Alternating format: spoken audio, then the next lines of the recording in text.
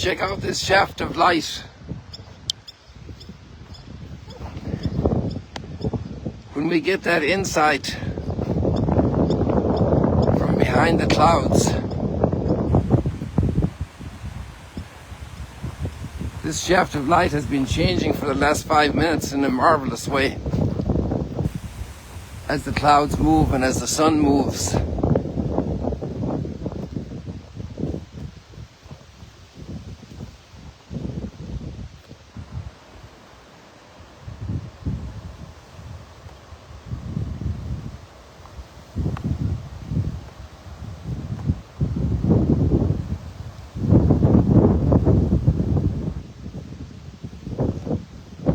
Maybe it will also change for us in these minutes that we will be together here. Today we have another shaft of light coming from the heart of God.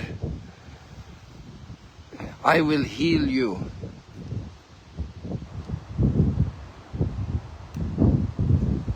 He has struck us, but he will bind our wounds. The language he has struck us is a challenging language for us, because God doesn't mean any evil. But he allows things to happen to us so that we learn. Never sufficient bad that happens to us that destroys us, but only that becomes a major opportunity for our growth. Yesterday we also had this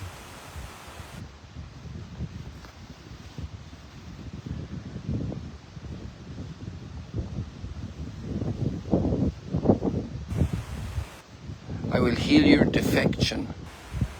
And today, simply, he will heal us. He will bind us up. He will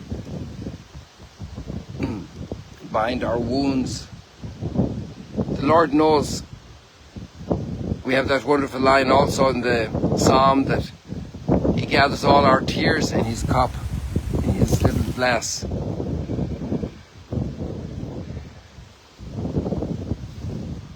The Lord is aware of our suffering.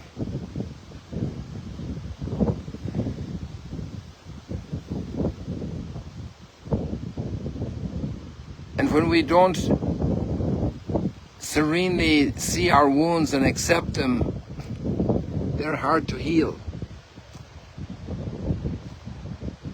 And so we have two men going up to the temple today to pray, one a Pharisee and the other a publican, tax collector.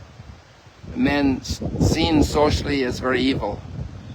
The Pharisee seen as very fulfilling of religious duty.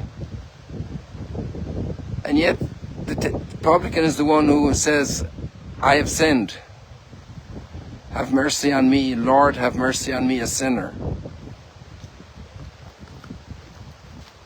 Extraordinary healing for that man, whereas the man who does self-praise, that's all he gets, his own praise, not even the praise of others. We should be generous with praise to others. My mom used to often repeat for us, which obviously indicated that we were praising ourselves. She said, Granddad would say self-praise is no praise. To learn these truths of life, the need we have for social affirmation, and our own self-affirmation is based on God's love for us. And we can let him see our wounds. He knows them before we even see them. And he is there to heal them. With the Psalm, we can understand God's heart. It is mercy I desire, not sacrifice. It's okay that you bring all these big offerings to the church, to God. But what you really need is to bring the little offering every day in the love of your family, in the kindness, in the good deeds, of gentleness, of kind words, of reconciliation.